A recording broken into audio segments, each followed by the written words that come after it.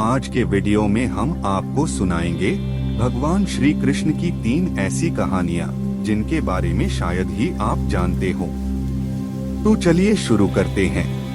पहली कहानी, कैसे पड़ा श्री कृष्ण का नाम बांसुरी वाला। द्वापर युग का समय चल रहा था। भगवान श्री कृष्ण के रूप में महाविष्णु अपने 8वें अवतार में जन्म ले चुके थे। सभी देवता, भगवान, सुर, ऋषि मुनि भेष बदलकर एक एक करके बाल कृष्ण से मिलने आ रहे थे। वह देख भगवान शिव के मन में भी अपने प्रिय प्रभु से मिलने की इच्छा उत्पन्न हुई, पर वह यह सोच कर रुके हुए थे कि बाल कृष्ण के लिए उपहार के रूप में क्या दिया जाए जिसे वह हमेशा अपने पास रख सके। तब शिवजी को याद आया कि उनके पास महान ऋषि दधीचि की हड्डी रखी हुई है। ऋषि दधीचि वह ऋषि है जिन्होंने राक्षस एवं असुरों के संहार के लिए अपनी आत्मा त्याग कर अपनी हड्डियां देवताओं को दान दी थी, जिससे ऋषि विश्वकर्मा ने कुछ हथियार बनाए थे। उस बची हुई एक हड्डी को तराशकर भगवान शिवजी ने एक अत्यंत सुंदर बांसुरी बनाई। फिर जब वह बाल रूप भगवान कृष्ण से मिले तब उन्होंने वही बांसुरी उन्हें भेंट कर दी। वो सुंदर भेंट कृष्ण भगवान को बहुत पसंद आई। शिव और कृष्ण भगवान के बीच स्नेह देखकर उस दिन देवताओं ने भगवान कृष्ण को बांसुरी वाला इस नाम से गौरवान्वित किया। उसी बांसुरी को ही कृष्ण भगवान के अपने अवतार काल के अधिकतम समय हमेशा अपने साथ रखा। तो यह थी कृष्णा के बांसुरी की कहानी। दूसरी कहानी, जब हुआ भगवान श्री कृष्ण को सिरदर्द। द्वापर युग में घटित कृष्ण और राधा की कहानियां कौन नहीं जानता। उस वक्त देवताओं में यह चर्चा थी कि राधा ही भगवान कृष्ण की सबसे बड़ी भक्त है। पर इस बात से एक व्यक्ति सहमत नहीं थे और वह थे नारद मुनि।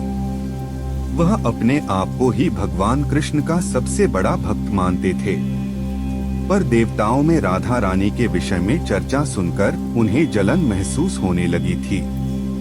नारद मुनि के स्वभाव से भगवान कृष्ण भी अच्छी तरह अवगत थे। एक दिन नारद मुनि कृष्ण भगवान से मिलने द्वारिकापुरी गए थे। उन्हें आता देख भगवान श्री कृष्ण अपना सिर पकड़कर बैठ गए। मुनिवर ने उन्हें देखते ही पूछा, क्या हुआ प्रभु, आप यूं सिर पकड़कर क्यों बैठे हैं? उस पर द्वारिकाधीश ने उत्तर दिया, मुनिवर, आज हमें सिर में बहुत पीड़ा हो रही है। नारद बोले, तो प्रभु, इस पीड़ा को मिटाने का क्या कोई उपाय है? कृष्ण ने कहा, हाँ, उपाय तो है। अगर मेरा सबसे बड़ा भक्त अपने चरण धोकर उसका चरण अमृत मुझे पिलाएगा तो मेरा सिरदर्द पल भर में ठीक हो जाएगा। कृष्ण के मुख से यह उपाय सुनकर कुछ पल के लिए मुनिवर सोच में पड़ गए कि हूँ तो मैं ही सबसे बड़ा कृष्ण भक्त, लेकिन अगर मैं अपने पैर धोकर उसका चरण अमृत प्रभु को पिलाऊंगा तो मुझे नरक जाने जितना महापाप लगेगा। परंतु राधा को भी तो सब कृष्ण का बड़ा भक्त मानते हैं। इतना सोचने के बाद भगवान कृष्ण से आज्ञा लेकर नारद तुरंत राधा रानी के महल में जा पहुँचे और उन्हें प्रभु के सिर में हो रही पीड़ा एवं उसके उपाय के बारे में वृतांत सुनाया। वह सुनकर राधा रानी ने एक क्षण का भी विलंब न करते हुए अपने चरण धोकर उसका अमृत एक कटोरी में नारद मुनि के हाथ में लाकर दिया और कहा, मुनिवर, मैं नहीं जानती कि मैं भगवान कृष्ण की कितनी बड़ी भक्त हूँ, पर मैं अपने ईश्वर आराध्य को पीड़ा में नहीं देख सकती। राधा के मुख से वह सच्चे भक्ति भाव के शब्द सुनकर नारद मुनि की आंखें खुल गई और वह समझ गए कि राधा रानी ही कृष्ण की सबसे बड़ी भक्त है और प्रभु श्री कृष्ण ने यह लीला मुझे समझाने के लिए रची थी। तीसरी कहानी, चावल के एक दाने से भर गया पेट। द्वापर युग में पांडव वनवासी का जीवन जी रहे थे और दुर्योधन हस्तिनापुर में एक राजविलासी जीवन जी रहा था। एक दिन महर्षि दुर्वासा अपने शिष्यों के साथ हस्तिनापुर अतिथि बनकर पधारे थे। दुर्योधन ने काफी अच्छे तरह से उनका आतिथ्य किया।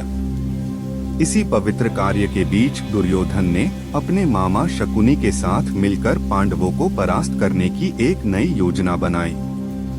जब महर्षि दुर्वासा ने कहा कि हम अब भोजन करेंगे, तब दुर्योधन बोला कि ऋषियों को भोजन कराना तो एक महापुण्य का कार्य है, लेकिन महर्षि दुर्वासा मैं आपसे अनुरोध करता हूँ कि इस महापुण्य को प्राप्त करने का अवसर मैं अपने बड़े भ्राता युधिष्ठिर को देना चाहूँगा।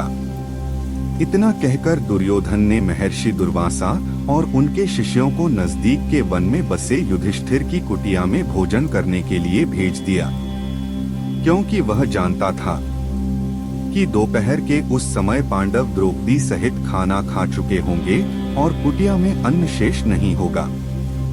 कुछ ही समय में महर्षि दुर्वासा अपने शिष्यों के साथ पांडवों की कुटिया के सामने थे। वहां युधिष्ठिर ने उनका बड़े आदर के साथ स्वागत किया।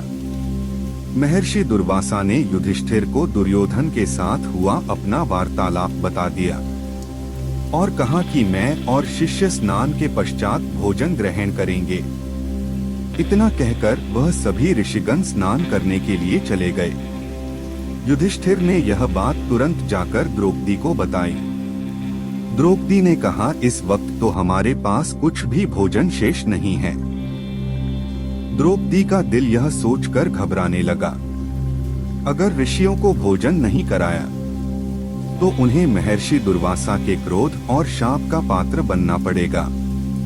उस कठिन घड़ी में द्रौपदी भगवान कृष्ण को याद करने लगी। उसी वक्त लीलाधर कृष्ण ने द्रौपदी की कुटिया के अंदर प्रवेश किया। उन्हें देखते ही द्रौपदी उनके पास दौड़ती हुई गई और उन्हें अभिवादन करके अपनी समस्या बताने लगी। कृष्ण ने कहा, द्रौपदी तुम्हारी समस्या को कुछ समय के लिए भूल जाओ। सबसे पहले मुझे कुछ खाने को दो, मुझे बड़ी जोरों की भूख लगी है। तब द्रौपदी ने अक्षय पात्र लाकर कृष्ण के हाथ में दिया, साथ ही अपनी समस्या भी बताई। महर्षि दुर्वासा और उनके शिष्य कुछ देर में भोजन करने के लिए आने वाले हैं, लेकिन घर में तो जरा सा भी भोजन शेष नहीं है। द्रौपदी की बात सुनकर कृष्ण मुस्कुराए और पात्र में देखने लगे। उस पात्र में चावल का सिर्फ एक दाना बचा था। वह देखकर भगवान कृष्ण बोले, ये क्या, इसमें तो बहुत खाना बचा है। और वह चावल का बचा हुआ दाना उन्होंने खा लिया। इधर कृष्ण के चावल का वह दाना खाते ही स्नान करके नदी से बाहर निकले महर्षि दुर्वासा और उनके शिष्यों का पेट भर गया और उन्हें डकारे आने लगी और वह युधिष्ठिर की कुटिया के तरफ जाने के बजाय अपनी यात्रा के लिए प्रस्थान कर गए। इस तरह चावल के एक दाने से ही कृष्ण भगवान ने ऋषियों का पेट भरकर उनके क्रोध और शाप से पांडवों की रक्षा की।